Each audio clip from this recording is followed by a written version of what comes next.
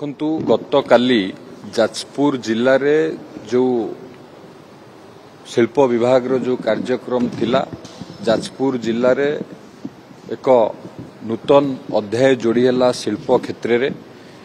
पाखापाखी 1,15,000 कोटी टंकार सेठी भित्तिप्रस्तर स्थापन करागला एवं उद्घाटन करागला एवं से जो ता मध्य टाटा स्टील रो इन्वेस्टमेंट अच्छी 61,000 कोटी टंका ये जो 1,15,000 कोटी टंकार जो इन्वेस्टमेंट है सी इन्वेस्टमेंट रो मुख्य उद्देश्य होची आम राज्य रे जो मेटाल डाउनस्ट्रीम इंडस्ट्री जो भली भाव में आगो को जीवा कथा आज पर्यंत जाई पार नथिले सेठी विभिन्न डाउनस्ट्रीम इंडस्ट्री स्टील सेक्टर सेमानंकु सेठी निमंत्रण करा दैथिला सेमानंको सहित मध्य विभिन्न डिस्कशन मीटिंग पूर्वरु करा दैथिला तांकर जो मतामत थिला जे पूर्वरु सेमाने बहु बार चेष्टा करी मध्य विफल हेतिले ओडिसा रे डाउनस्ट्रीम इंडस्ट्री शिल्प प्रतिष्ठा करिवा पई विशेष करी मेटाल सेक्टर रे आपण जे देखिबे आज जामशेदपुर कतुरु आरंभ करी आम पड़ोसी राज्य रे गोटे मेटाल डाउनस्ट्रीम रो गोटे इकोसिस्टम तैयारी होईची जोटा कि आज पर्यंत ओडिसा रे नथिला डाउनस्ट्रीम इंडस्ट्री सृष्टि हेले नियुक्ति संभावना अधिक सृष्टि हबो जोटा कि से कलिंग नगर रे एक एमएसएमई पार्क प्रतिष्ठा करा जायछि सेठी पाखापाखी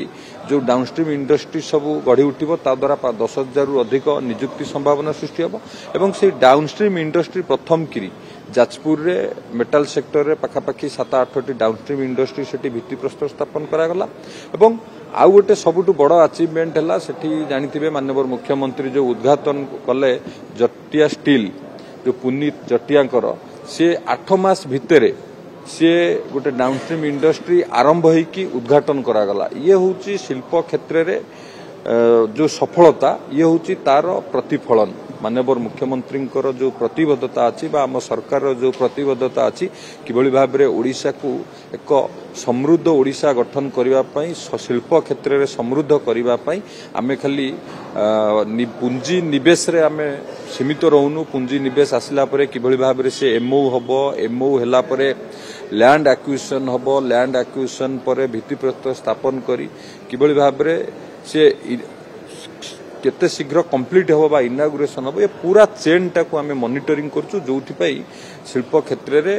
ओडिशा आगु को बढ़ुची एवं आपण माने देखिबे निश्चित भाव में आम सरकार किभली भाव में शिल्प क्षेत्र रे विकास होबो ता पई पूरा प्रतिश्रुतिबद्ध कल आम देखिलु दुईटी प्रेस रिलीज आसला गणमाध्यम को गोटे टाटा स्टील रो गोटे इपिकल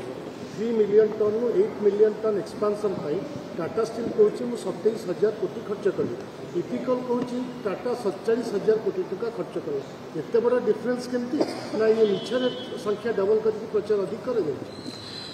देखंतु जो 47,000 कोटी टंका टाटा जो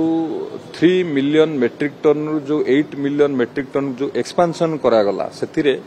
47,000 कोटी 27,000 कोटी एवं आहुरी मध्य 20,000 कोटी से इन्वेस्टमेंट अच्छी विभिन्न एक्सपांशन रे विभिन्न जगह सब इन्वेस्टमेंट होता है तार टोटाल अमाउंट होची 47,000 कोटी एवं जो भित्तिप्रस्तर स्थापन करा जायछि तार अमाउंट होची 61,000 कोटी टंका जोटा एमओ करा जायथिला उत्कर्ष ओडिसा रे सी भित्तिप्रस्तर स्थापन करा जायछि ताकू तार